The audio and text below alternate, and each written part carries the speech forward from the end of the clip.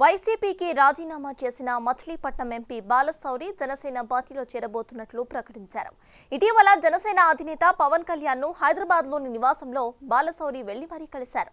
వారి భేటీలో ఆయన రాజకీయ భవిష్యత్తుపై ఓ స్పష్టత వచ్చినట్టు కూడా తెలుస్తోంది. ఈ మేరకు బాలశౌరి కూడా తాను చేరబోయే పార్టీపై స్పష్టత ఇచ్చారు. మంచి ముహూర్తం చూసుకొని త్వరలోనే జనసేనలో చేరుతానని ఎంపీ బాలశౌరి ప్రకటించారు. చేరుతారు సరే, మరి ఈసారి ఆయన ఎక్కడి నుంచి పోటీ చేస్తారు?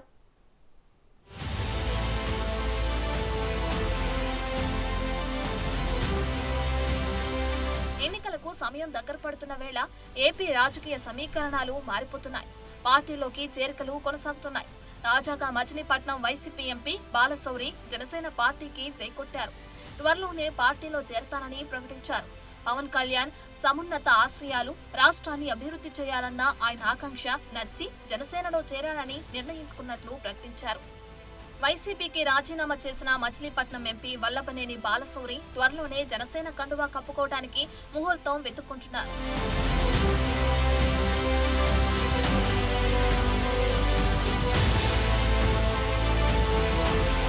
వైఎస్ కుటుంబానికి అత్యంత సన్నిహితులైన బాలశౌరి సడన్ గా రాజీనామా చేయడానికి పార్టీలో సముచిత గౌరవం లభించకపోవటమే కారణమంటున్నారు.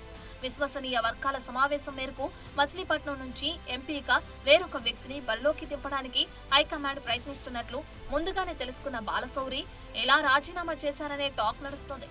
మచిలీపట్నం నుంచి ఎంపీగా మాజీ మంత్రి పేర్ని నానిని బరిలోకి దింపాలని జగన్ నిర్ణయించుకున్నారని, అందుకే బాలశౌరిని పొమ్మనలేక హైకమాండ్ పొగబెట్టారనే వార్తలు కూడా వినిపిస్తున్నాయి. మాజీ మంత్రి పేర్ని నానికి బాలశౌరికి మధ్య కొంతకాలంగా ఆధిపత్య పోరు నడుస్తోంది. దాంతో ఇక అక్కడ ఇమడలేక ఆయన రిజైన్ చేశారు.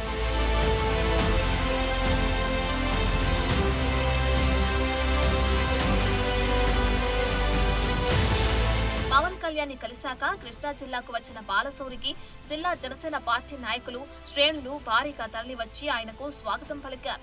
వారితో పాటు టీడీపీ నేతలు కూడా ఉండటం ప్రాధాన్యత సంతరించుకుంది. పవన్ కళ్యాణ్ ను హైదరాబాద్ లోని ఆయన నివాసంలో కలిసి ఏపీలోని రాజకీయ పరిస్థితులపై చర్చించానని బాలశౌరి వారితో చెప్పుకొచ్చారు.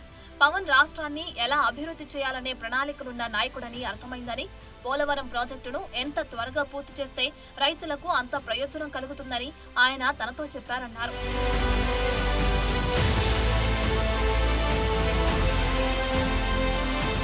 టీడీపీ, జనసేన పార్టీల ప్రభుత్వంలో పోలవరాన్ని పూర్తి చేయడమే లక్ష్యంగా ముందుకు సాగుతానన్నారు బాలశౌరి. త్వరలో మంచి ముహూర్తం చూసి జనసేనలో చేరతానని ప్రకటించారు. వచ్చే సార్వత్రిక ఎన్నికల్లో ఎక్కడి నుంచి పోటీ చేస్తారన్న అంశంపై ఆసక్తికర వ్యాఖ్యలు చేశారు. తాను ఇప్పటికే మచిలీపట్నం ఎంపీగా ఉన్నానని, అవనిగడ్డ ఎప్పటికీ తన గుండెల్లో ఉంటుందని తన మనసులో మాట చెప్పకనే చెప్పేశారు.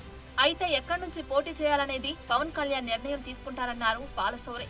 ఆ క్రమంలో ఎంపీ బాలశౌరి అవనిగడ్డ నుంచి పోటీ చేయాలని భావిస్తున్నారనే చర్చ జరుగుతోంది.